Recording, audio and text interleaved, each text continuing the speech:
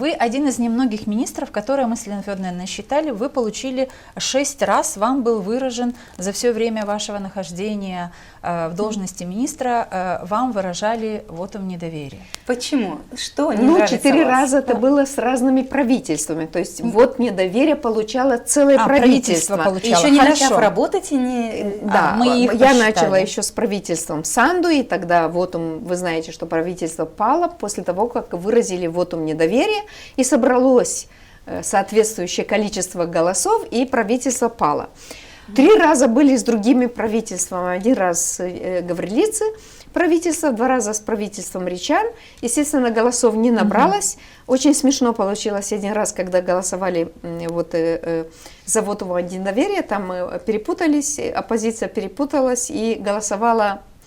Они сами голосовали против своего, а 2 раза личных. А давайте о можно последнем вопрос вотуме. о последнем вотуме? Как раз у нас есть цитата, мне хотелось бы, чтобы да. мы эту цитату прочитали. Когда вам в последний раз выражали вотум недоверия, сказали о том, что обвинили в том, что вот этот случай с беременной женщиной и так далее, обвинили вас, как министра, в том, что вы не до конца выполняете какие-то свои обязанности и полномочия. В это же время вы пишете о том, что касается материнской смертности, то хочу вам сказать, что раньше в Молдове было 10-16 случаев в год. В 2023-2024 годах впервые за 30 лет мы достигли самого низкого показателя. В 2024 году зафиксированы 2 случая, в 2023 году 3. Мы приблизили этот показатель к самым развитым странам.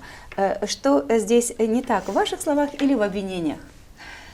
Ну, знаете, министров они будут обвинять и за то, что они и не слышали, и не делали, и не думали, потому что политическая борьба, она такая всегда она будет. И, наверное, и даже иногда, может быть, и в развитых странах, потому что везде есть и оппозиция, и это партия, нормально для которая... демократического общества. Для демократического общества нормально, когда ты критикуешь министра. Безусловно, да. Это нормально, что у людей будут вопросы, что люди будут иметь какие-то объекции, то есть они не согласны с чем-то, аргументы.